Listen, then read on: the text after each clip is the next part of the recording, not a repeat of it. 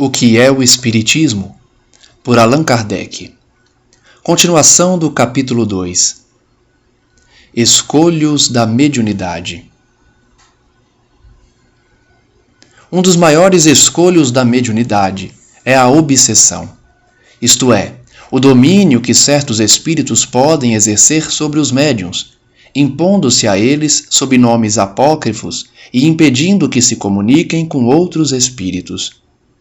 É também um obstáculo com que se depara todo observador novato e inexperiente, que, não conhecendo as características desse fenômeno, pode ser iludido pelas aparências, como aquele que, desconhecendo a medicina, pode enganar-se sobre a causa e a natureza de um mal.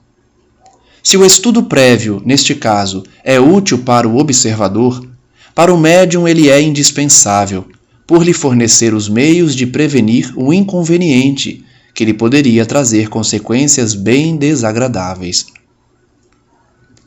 É por isso que nunca nos cansamos de recomendar o estudo, antes que o médium se entregue à prática do Espiritismo. O Livro dos Médiuns, capítulo 23. A obsessão apresenta 3 graus principais bem característicos: a obsessão simples, a fascinação e a subjugação. No primeiro, o médium tem perfeita consciência de não obter coisa alguma boa. Ele não se ilude acerca da natureza do espírito que se obstina em manifestar-se por seu intermédio e do qual deseja desembaraçar-se. Este caso não oferece gravidade alguma. É um simples incômodo, do qual o médium se liberta, deixando momentaneamente de escrever. Neste caso, o espírito, cansando-se de não ser ouvido, acaba por se retirar. A fascinação obsessiva é muito mais grave, porque nela o médium é completamente iludido. O espírito que o domina apodera-se de sua confiança, a ponto de impedi-lo de julgar as comunicações que recebe, fazendo-lhe achar sublimes os maiores absurdos. O caráter distintivo deste gênero de obsessão é provocar no médium uma excessiva suscetibilidade e levá-lo a não acreditar bom, justo e verdadeiro, senão o que ele escreve. A repelir e mesmo considerar mal todo o conselho e toda a observação crítica, preferindo romper com os amigos a convencer-se de que está sendo enganado. A encher-se de inveja contra os outros médiuns, cujas comunicações sejam julgadas melhores que as suas. A querer impor-se nas reuniões espíritas, das quais se afasta quando não pode dominá-las.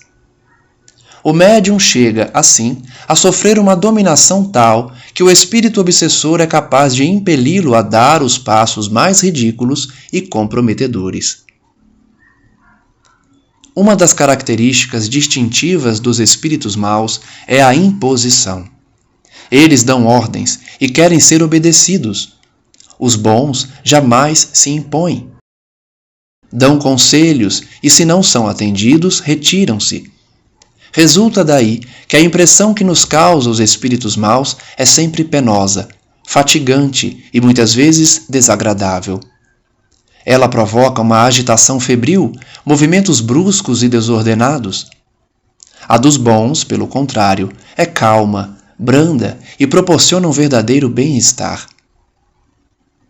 A subjugação obsessiva, outrora designada sob o nome de possessão, é um constrangimento físico exercido sempre por espíritos da pior espécie e que pode chegar a neutralizar o livre-arbítrio do paciente. Muitas vezes, ela se limita a simples impressões desagradáveis. Algumas vezes, porém, provoca movimentos desordenados, atos insensatos, gritos, palavras injuriosas ou incoerentes, de que o subjugado, às vezes, compreende o ridículo, mas não pode abster-se. Este estado difere essencialmente da loucura patológica, com a qual erradamente a confundem, pois na possessão não há lesão orgânica. Sendo diversa a causa, outros devem ser também os meios de curá-la. Não raro, a aplicação do processo ordinário das duchas e dos tratamentos corpóreos poderá determinar o aparecimento de uma verdadeira loucura, numa situação em que só havia uma causa moral. Na loucura propriamente dita, a causa do mal é interna. Há que se restituir o organismo ao seu estado normal.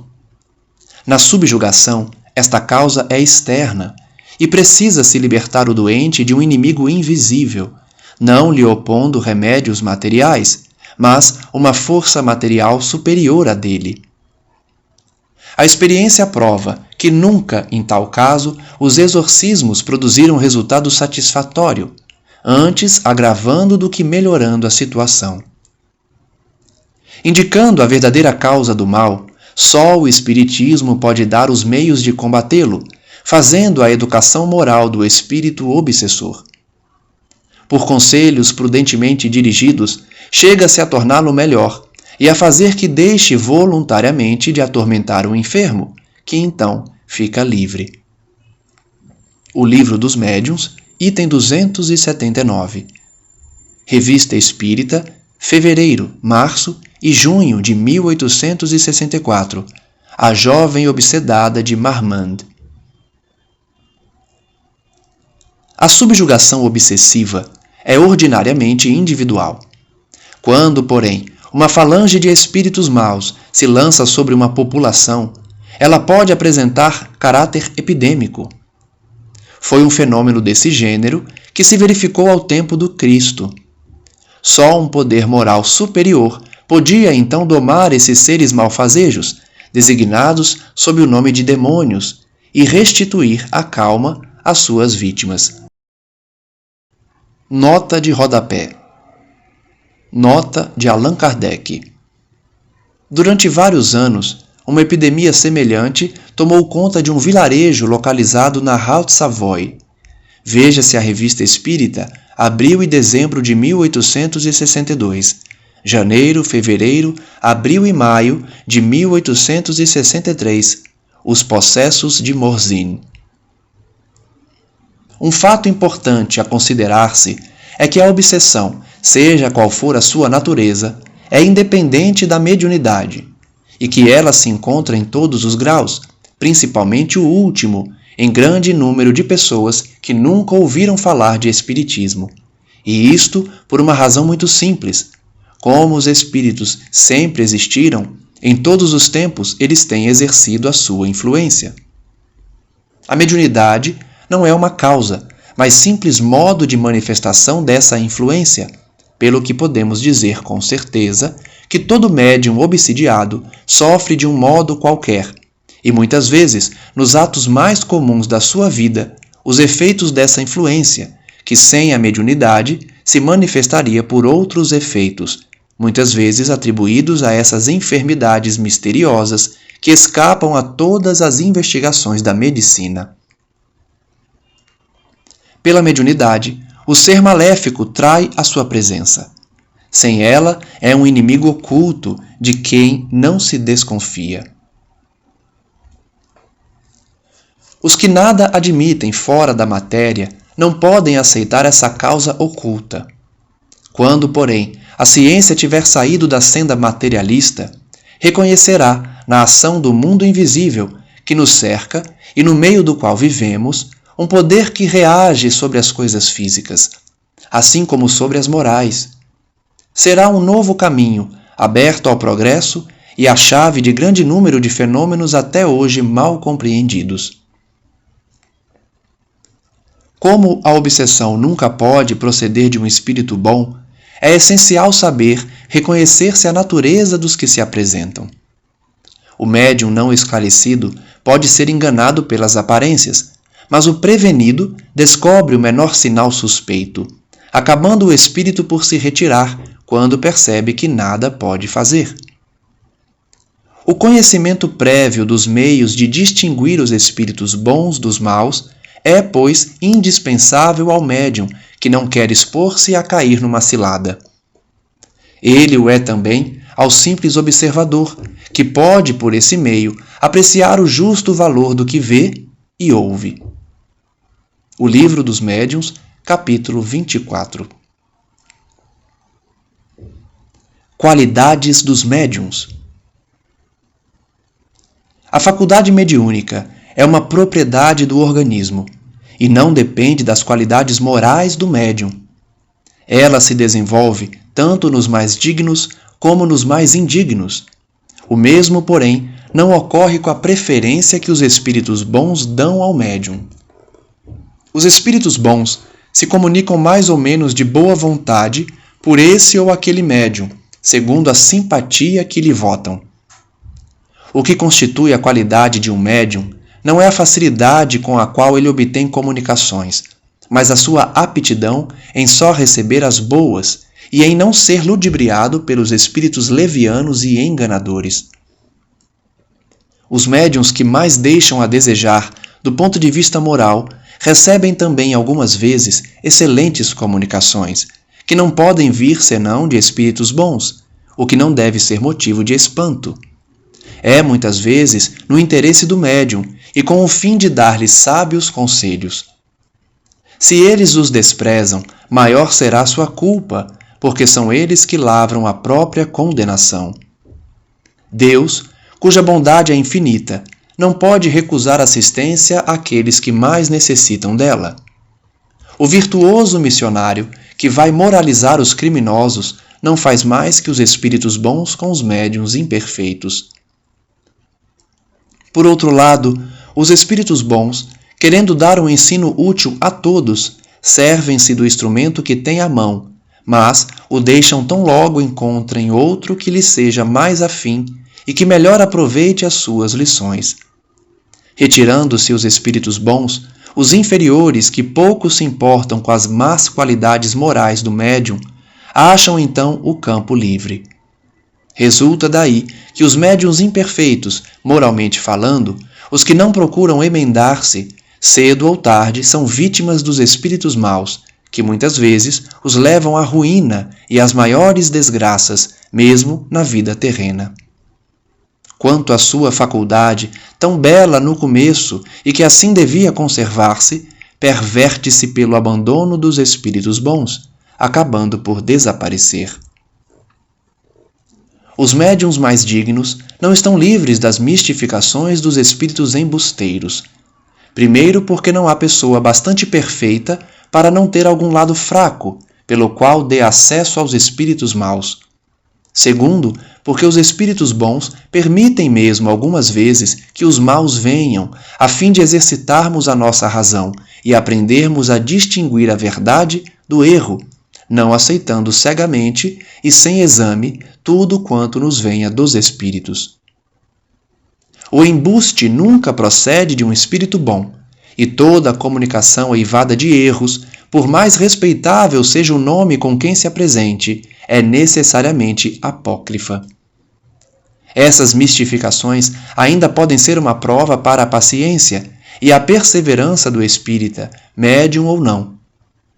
E aqueles que desanimam por causa de algumas decepções dão provas aos espíritos bons de que não são instrumentos com os quais eles possam contar.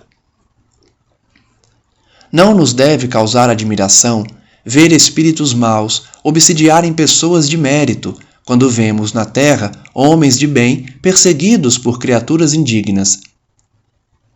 É digno de nota que, depois da publicação de O Livro dos Médiuns, o número de médiuns obsidiados diminuiu muito, porque, estando prevenidos, os médiuns se tornam vigilantes e espreitam os menores indícios que podem denunciar a presença de espíritos enganadores. A maioria dos que se mostram ainda obsidiados não fizeram o estudo prévio recomendado, ou não deram importância aos conselhos que receberam. O que constitui o médium propriamente dito é a faculdade. Sob esse aspecto, pode ser mais ou menos formado, mais ou menos desenvolvido. O médium seguro, aquele que pode realmente ser qualificado de bom médium, é o que aplica a sua faculdade, buscando tornar-se apto a servir de intérprete aos espíritos bons. Pondo de lado a faculdade, o poder que tem o médium para atrair os espíritos bons e repelir os maus está na razão de sua superioridade moral. Essa superioridade é proporcional à soma das qualidades que faz o homem de bem, sendo por esses dotes que se concilia a simpatia dos bons e se adquire a ascendência sobre os espíritos maus. Pelo mesmo motivo, as imperfeições morais do médium, aproximando-o da natureza dos espíritos maus, lhe tiram a influência necessária para os afastar de si. Em vez de se impor, sofre a imposição deles. Isto se aplica não só aos médiuns, como a todas as pessoas indistintamente, visto não haver ninguém que não esteja sujeito à influência dos espíritos. Veja-se os itens 7.4 e 7.5. Para impor-se ao médium, os espíritos maus sabem explorar habilmente todas as suas fraquezas morais. Entre os nossos defeitos, o de que eles mais se aproveitam é o orgulho, sentimento que se encontra com mais predomínio na maioria dos médiuns obsidiados e principalmente nos fascinados. É o orgulho que os leva a se julgarem infalíveis e a repelirem todos os conselhos. Esse sentimento é, infelizmente, excitado pelos elogios de que são objeto. Basta que um médium apresente faculdade um pouco transcendente para que o busquem, o adulem, acabando eles por se acreditarem importantes e a se julgarem indispensáveis, o que constitui a sua perda. Enquanto o médium imperfeito se orgulha pelos nomes ilustres, quase sempre apócrifos, que trazem as comunicações que ele recebe e que o levam a considerar-se como intérprete privilegiado das potências celestes, o bom médium nunca se crê bastante digno de tal favor. Ele tem sempre uma salutar desconfiança do merecimento do que recebe e não se fia no seu próprio juízo. Não passando de simples instrumento passivo, compreende que o bom resultado que obtém não lhe confere mérito pessoal, como não lhe cabe qualquer responsabilidade pelo que recebe de mal, e que seria ridículo crer na identidade absoluta dos espíritos que por ele se manifestam. Deixa que terceiros, desinteressados, julguem a questão, sem que o seu amor próprio se ofenda por qualquer decisão desfavorável, do mesmo modo que um ator não se pode dar por ofendido com as censuras feitas à peça de que é intérprete. O caráter distintivo do bom médium é a simplicidade e a modéstia. Julga-se feliz com a faculdade que possui, não por vaidade, mas por lhe ser um meio de tornar-se útil, o que faz de boa vontade quando se lhe oferece ocasião. Ele jamais se ofende, mesmo quando preterido por outros medianeiros. Como os médiuns não passam de intermediários, de intérpretes dos espíritos, cabe ao evocador e mesmo ao simples observador apreciar o mérito do instrumento. A faculdade mediúnica é um dom de Deus, como todas as outras faculdades, que se pode empregar tanto para o bem quanto para o mal, e da qual se pode abusar. Tem por objetivo pôr-nos em relação direta com as almas daqueles que viveram, a fim de recebermos ensinamentos e sermos iniciados na vida futura. Assim como a vista nos põe em relação com o mundo visível, a mediunidade nos põe em relação com o mundo invisível. Aquele que dela se utiliza para o seu adiantamento e o de seus semelhantes desempenha uma verdadeira missão e será recompensado.